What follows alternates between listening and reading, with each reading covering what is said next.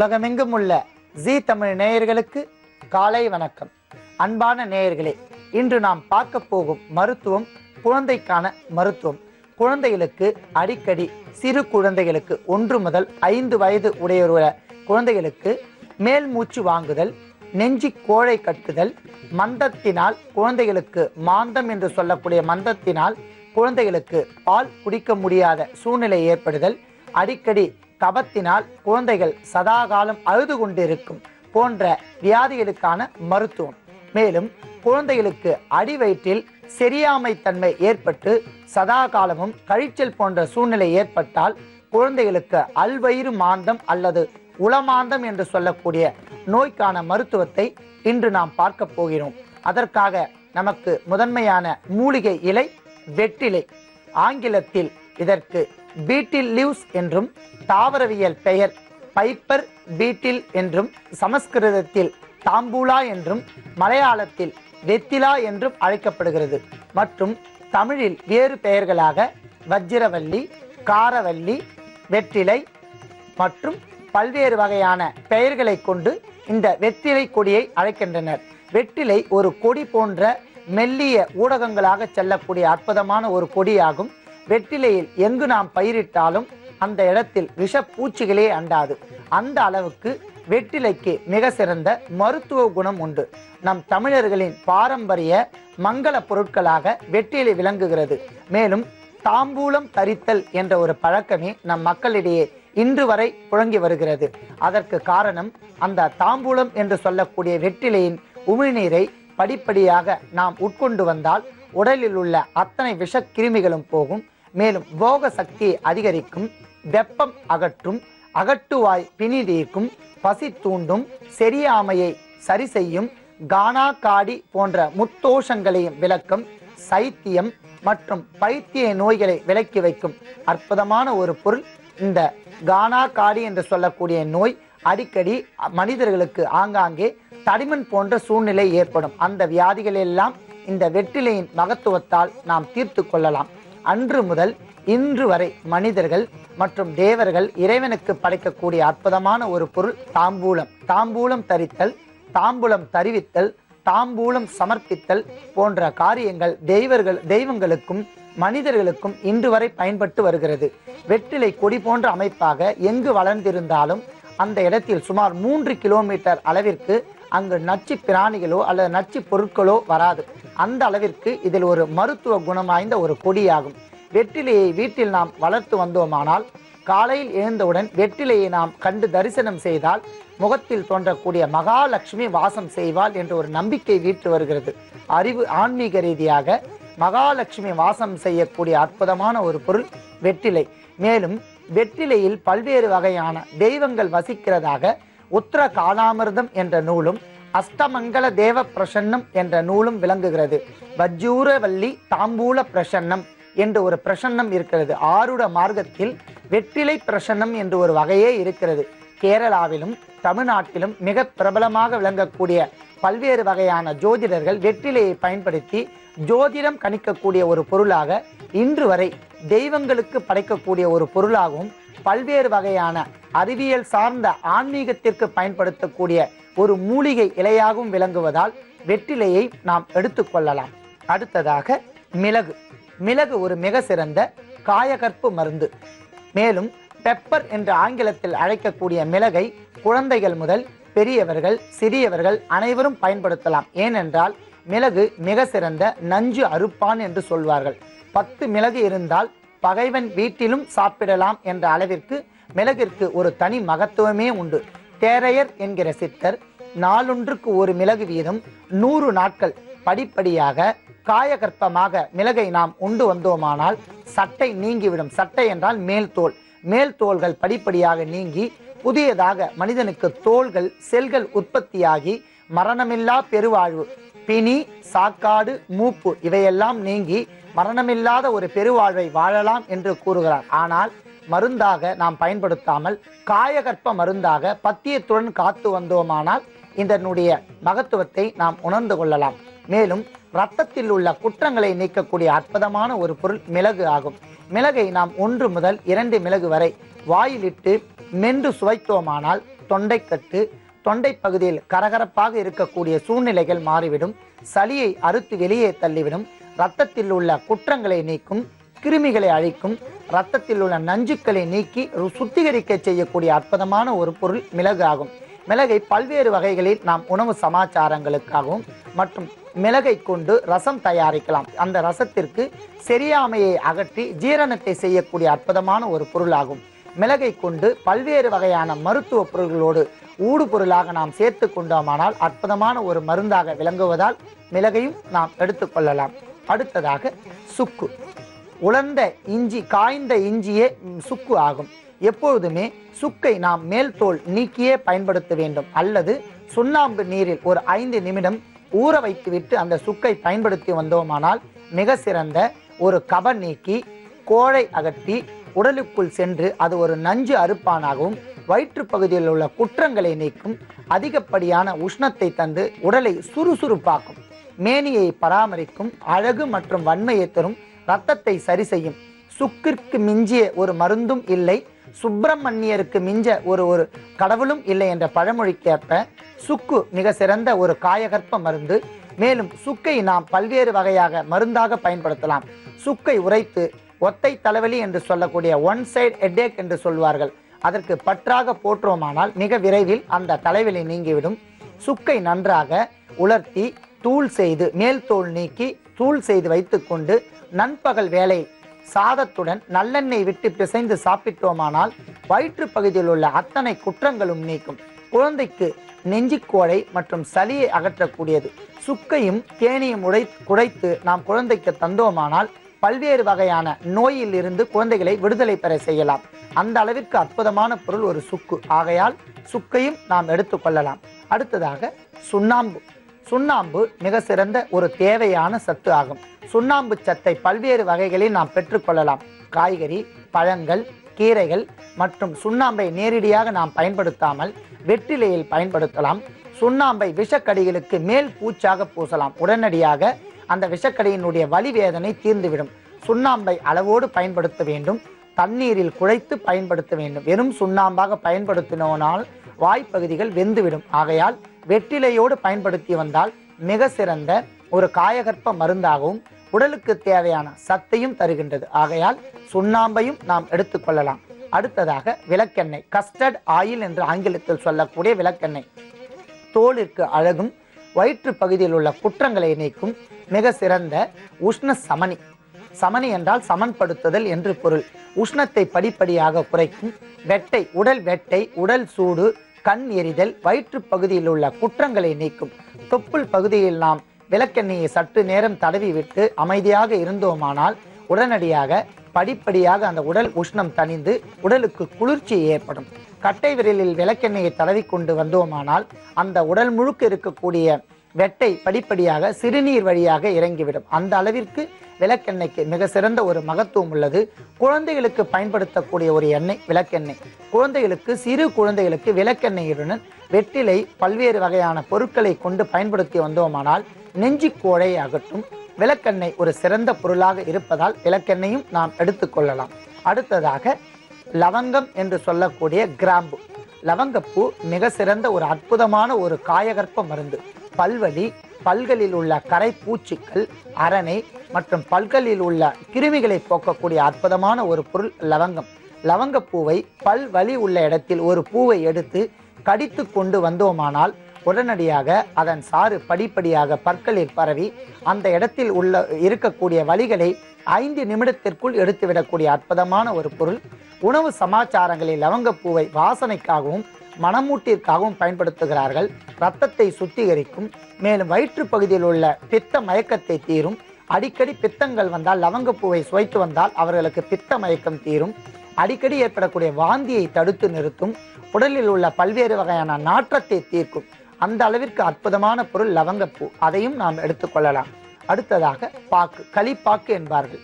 பாக்கை அளவிற்கு அதிகமாக சுவைக்காமல் அளவோடு சுவைத்தோமானால் பல்வேறு வகையான நஞ்சுக்களிலிருந்து விடுதலை பெறலாம். கசப்புத்தன்மையுடைய ஒரு பொருள் என்பதால் அளவோடு பயன்படுத்த வேண்டும்.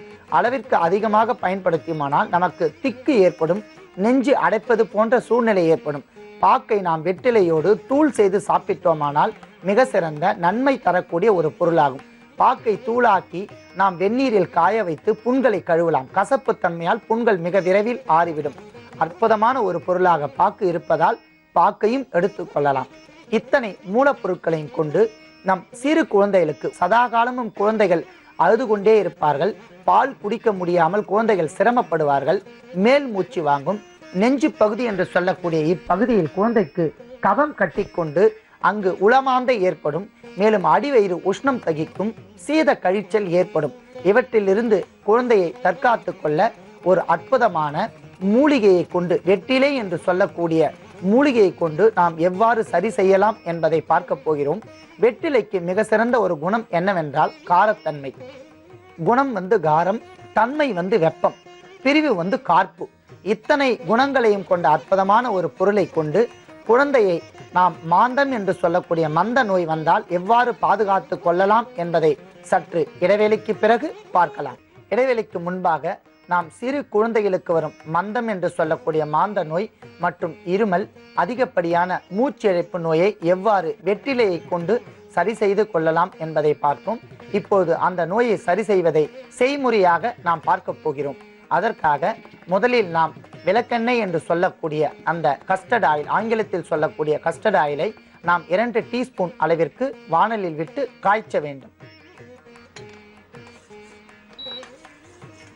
விளக்கெண்ணெயை வாணலில் விட்டு இளம் சூடாக ஆக்கி கொண்டாலே போதுமானது. அதிகப்படியான சூட்டாக அந்த எண்ணெயை நாம் கொதிக்க வைக்க வேண்டாம். இளம் சூடே போதுமானது.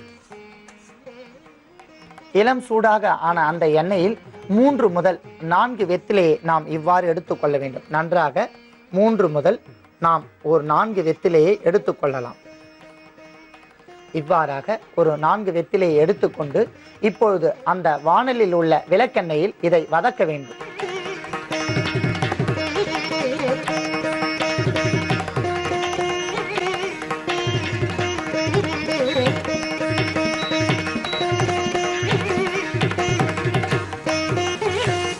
மேல்புறம் கீழ்ப்புறமாக விளக்கெண்ணெயில் அந்த வெத்தலையை வதக்கிக் கொள்ள வேண்டும். இளம் சூடான வெற்றிலை விளக்கெண்ணெயில் வதங்கிவிட்டாலே போதுமானது.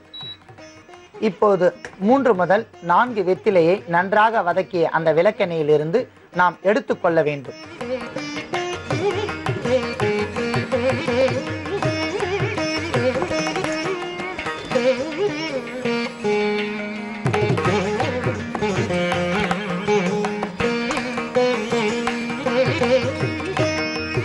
அன்பான நேயர்களே, இவ்வாறாக நாம் 4 வெற்றிலையை விளக்கெண்ணெயில், இளம் சூட்டுடன் இருக்கக்கூடிய விளக்கெண்ணெயில் வதக்கி எடுத்துக்கொண்டு, நாம் இளம் சூடாக இருக்கும்போது அதிகப்படியான உஷ்ணம் இருக்கக்கூடாது.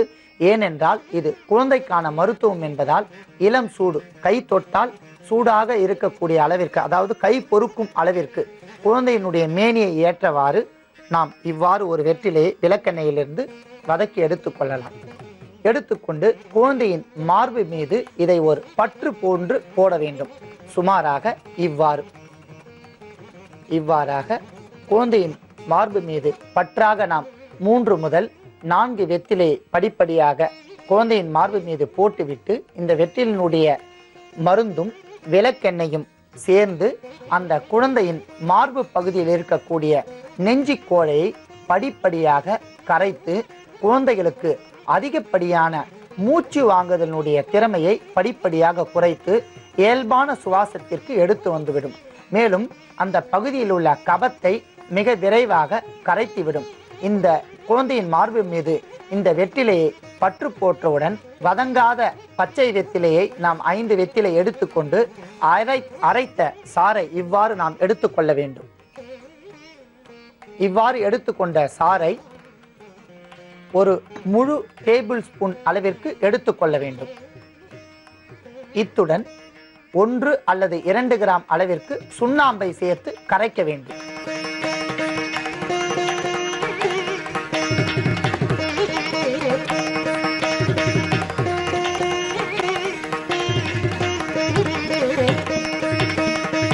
நன்றாக வெற்றிலை சாற்றில் சுண்ணாம்பு கரைந்து விட்ட பிறகு இந்த சுண்ணாம்பு சாற்றை கைகளால் ஒத்தி எடுத்து இவ்வாறு கைகளால் ஒத்தி எடுத்து குழந்தையினுடைய நெஞ்சு பகுதியில் ஒரு 5 முறை தேய்த்து விட வேண்டும். 1 2 5 முறை அந்த நெஞ்சு பகுதி, நெஞ்சாங்குழி என்பார்கள், இந்த பகுதியில் முழுமையாக 5 முறை குழந்தைக்கு தேய்த்து விட்டு படிப்படியாக சுமார் ஒரு 2 முதல் 5 நிமிடம் குழந்தையை தூங்க வைத்தோமானால் படிப்படியாக சுவாச கோளாறுகள் நீங்கி நெஞ்சு குழியில் இருக்கக்கூடிய சளி வாந்தியாக வெளியே வந்துவிடும். அற்புதமான இந்த மருத்துவத்தில் எவ்வேறு வகையான நோய்கள் இருந்தாலும் குழந்தைகளுக்கு பரிபூர்ணமாக நீங்கிவிடும். இந்த நவீன காலத்தில் குழந்தைகளுக்கு சுவாசம் குறைபாடு ஏற்பட்டால் அதற்காக தனிய மருத்துவரிடமும், கபம் போன்ற சூழ்நிலை ஏற்பட்டால் அதற்காக தனிய மருத்துவரிடமும் நாட வேண்டிய சூழ்நிலை உள்ளது. ஆனால் இத்தனைக்கும் ஒரே அருமருந்தாக வெற்றிலை ஒன்றே போதுமானது. வெற்றிலையுடன் துணை பொருளாக சுண்ணாம்பும், அதற்கு துணை பொருளாக விளக்கெண்ணையும், இவை மூன்றும் வைத்துக்கொண்டு குழந்தைக்கு ஏற்படக்கூடிய நெஞ்சிக்கோளை நீங்குதல் மற்றும் கபத்தை அறுத்தி வெளியே தள்ளிவிடும், சுவாசத்தை சரி செய்யும், மாந்தம் என்று சொல்லக்கூடிய மாந்தத்தை பூரணமாக சரி செய்துவிடும் மற்றும் சீத கழிச்சலை அடியோடு நிறுத்திவிடும். அன்பான நேயர்களே, அற்புதமான இந்த மருத்துவத்தை நீங்கள் பயன்படுத்தி மற்றவர்களுக்கும் கூறி குழந்தையை நோயின்றி வாழ வழிவகை செய்யுமாறு கேட்டுக்கொள்கிறேன். நன்றி, வணக்கம். இடைவெளிக்கு முன்பாக நாம் சிறு குழந்தைகளுக்கு வரும் செரியாமை மற்றும் சீத கழிச்சல், மந்தம் என்று சொல்லக்கூடிய மாந்தத்திற்கான நோயை வெற்றிலையை கொண்டு எவ்வாறு சரி செய்யலாம் என்பதை பார்த்தோம். இப்போது அந்த வெற்றிலையை கொண்டு மற்றொரு வியாதிற்கான ஒரு மருத்துவ குறிப்பை இப்போது பார்க்க போகின்றோம். ஒரு சிலருக்கு வயிற்று பகுதியில் புழுக்கள் இருக்கும். அவர்கள் என்ன உணவு சாப்பிட்டாலும் அடிக்கடி பசி ஏற்பட்டு கொண்டே இருக்கும். காரணம் என்னவென்றால் வயிற்றில் உள்ள புழுக்கள் காரணமாக உணவு அதனுடைய சரிபாதி விகிதாச்சாரம் மூலமாக அந்த புழுக்கள் சாப்பிட்டு விடும். மேலும் அந்த புழுக்கள் இருந்தால் அவர்களுக்கு சதா காலமும் வயிற்று பகுதியில் புழுக்களால் தொந்தரவுகள் ஏற்படும். வயிற்று வலி மற்றும் மலஜல வழியாக அந்த புழுக்கள் வெளியே வந்து மிகுந்த துன்பத்திற்கு ஆளாவார்கள். அந்த புழுக்களை அடியோடு, அந்த புழுக்களினுடைய கிருமிகளையும் அடியோடு விரட்டி அடிக்கக்கூடிய ஒரு அற்புதமான மருத்துவத்தை இப்போது பார்க்க போகின்றோம். அதற்காக நாம் வெற்றிலையை எடுத்து வைத்துள்ளோம். அடுத்ததாக லவங்கம், அடுத்ததாக சுக்கு, இவை மூன்றையும் கொண்டு நாம் எவ்வாறு அந்த தீநீரை தயார் செய்யலாம் என்பதை பார்க்க போகிறோம். அதற்காக முதலில் நாம் 200 மில்லி தண்ணீரை காய்ச்ச வேண்டும்.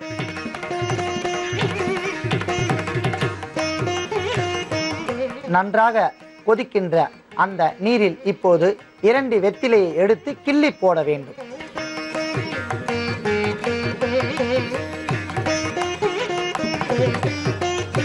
அடுத்ததாக எண்ணிக்கையில் 5 லவங்கப்பூ போட வேண்டும். எண்ணிக்கையில்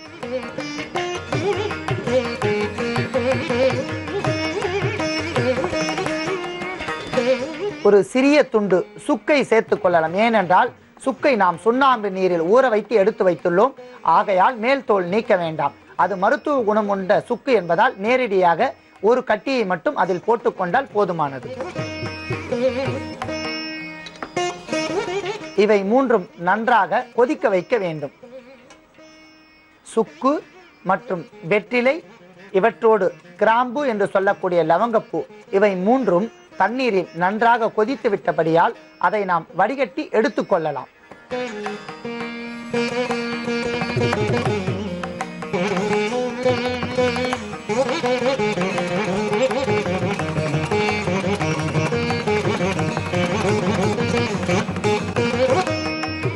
அன்பான நேயர்களே, ஒரு வகையான இளம் பச்சை நிறத்தில், சற்று வெளிர் இளம் பச்சை நிறத்தில் இந்த தீநீர் இருக்கும். இந்த தீநீரை வயிற்று பகுதியில் உப்பசம் மற்றும் புழுக்கள் இருப்பவர்கள் இந்த தீநீரை சுமார் 50 மில்லி அளவிற்கு இரவு வேளையில் மிதமான சூட்டோடு குடித்து வந்தார்களானால் 3 முதல் 4 தினங்கள் மட்டும் படிப்படியாக அந்த புழுக்கள் நாளடைவில் மலத்தின் வழியாக வெளியேறிவிடும். எந்த வகையான சைடு எஃபெக்ட் என்று சொல்லக்கூடிய பக்க விளைவு இல்லாத ஒரு மருத்துவம், வயிற்று பகுதியில் பூரணமாக நலம் தரும் மற்றும் சுகபேதி ஆகும், மலத்தை சரி செய்து அந்த கிருமிகளை அடியோடு நீக்கிவிடக்கூடிய அற்புதமான ஒரு பொருள் இந்த தீநீர் ஆகும். இந்த தீநீரை தாங்களும் பயன்படுத்தி பிறருக்கும் கூறும்படி கேட்டுக்கொள்கிறேன். மேலும் ஒரு சிலருக்கு வண்டு கடித்து விட்டால், சிறு சிறு வண்டுகள் கடித்து விட்டாலோ அல்லது சிறு விஷப்பூச்சிகள் அவர்களை தீண்டி விட்டாலோ நாளடைவில் அவர்களுடைய இரத்தத்தில் அந்த தன்மை படிப்படியாக மாறி டாக்ஸின் என்று சொல்லக்கூடிய விஷம் கலந்துவிடும். அந்த விஷம் கலந்துவிட்டால் அவர்களுக்கு சிறு சிறு கொப்பளங்கள் தோன்றும். சதா காலமும் தோலில் அரிப்பு நோய் ஏற்பட்டுவிடும். அதை சரி செய்வது என்பதற்கு மிக இயலாத காரியம். நவீன மருத்துவத்தில் பல்வேறு வகையான மருந்துகளை எடுத்துக்கொண்டால் பக்க விளைவு, சைடு எஃபெக்ட் என்று சொல்லக்கூடிய பக்க விளைவு ஏற்பட்டு அவர்களுக்கு மேலும் தோலினுடைய நிறம் மங்கிவிடும். அந்த பகுதியில் ஒரு வகையான செதில் போன்ற சூழ்நிலைகள் ஏற்படும். இவையெல்லாம் பூரணமாக நீங்க இப்போ மருந்தை நாம் தயார் செய்ய போகின்றோம். அதற்காக எப்பொழுதுமே நாம் வெற்றிலையை முழுவதுமாக எடுத்துக்கொண்டு நன்றாக தூய்மையான நீரில் நாம் சுத்தப்படுத்த வேண்டும். தூய்மையான நீர் என்றால் ஒரு சில வேளையில் வெற்றிலை கரை அல்லது அழுக்கு படிந்திருக்கும். அந்த கரை அழுக்குகள் வயிற்றுப்பகுதியில் சென்றால் மேலும் குற்றம் ஏற்படும் என்பதால் தூய்மையான நீரில் கழுவிக்கொண்டு நன்றாக அந்த வெற்றிலையை மஞ்சள் நீரில் கூட கழுவிக்கொள்ளலாம். மஞ்சள் நீர் ஒரு கிருமி நாசினி, ஆகையால் மஞ்சள் நீரிலும் கழுவிக்கொள்ளலாம். அல்லது தூய்மையான நீரில் கழுவிக்கொண்டு ஒரு முழு வெற்றிலையை எடுத்துக்கொள்ள வேண்டும். அந்த வெற்றினுடைய காம்பை அறவே நீக்கிவிட வேண்டும். காம்பை நீக்க வேண்டும். நுனிப்பகுதி என்று சொல்லக்கூடிய இப்பகுதியும் நாம் நீக்கிவிட வேண்டும். காம்பு பகுதி மற்றும் வெற்றிலையின் அடிப்பகுதியில் உள்ள நுனிப்பகுதியும் நாம் நீக்கிவிட வேண்டும். நீக்கிவிட்டு சிறியவர்களுக்கு என்றால் 1 மிளகும், பெரியவர்கள் என்றால் 2 மிளகும், எண்ணிக்கையில் 2 மிளகு, எண்ணிக்கையில் 2 மிளகை மட்டும் இவ்வாறு வைத்து வெற்றிலையை நன்றாக மடித்துக் கொள்ளவும். இவ்வாறு மிளகு மற்றும் வெற்றிலை சேர்ந்த இந்த வெற்றிலை கலவையை இவ்வாறு மடித்து எடுத்துக்கொண்டு காலையில் வெறும் வயிற்றில் 20 நாட்கள், பெரியவர்கள் என்றால் 20 நாட்கள், குழந்தைகள் என்றால் 5 நாட்கள், 10 வயதிற்கு உட்பட்ட குழந்தைகளுக்கு 5 நாட்கள் மட்டும் கொடுத்து வந்தால் போதுமானது. அவர்கள் இதை மென்று தின்றுவிட்டு காய்ச்சிய நீரை ஓர் 1/2 டம்ளர் அளவிற்கு குடித்து வந்தார்களானால் அவர்களுக்கு எந்த வகையான விஷக்கடியானாலும் படிப்படியாக தோலில் இருந்து அந்த விஷங்கள் நீங்கி பரிபூர்ணமாக தோலில் உள்ள அந்த புண்கள், செதில்கள் உளிர்ந்துவிடும். பல்வேறு வகையான கிருமிகளை அழிக்கக்கூடிய அற்புதமான ஒரு மருத்துவமாகும். இந்த மருத்துவத்தை தாங்களும் பயன்படுத்தி பிறருக்கும் கூறும்படி கேட்டுக்கொள்கிறேன். நன்றி, வணக்கம்.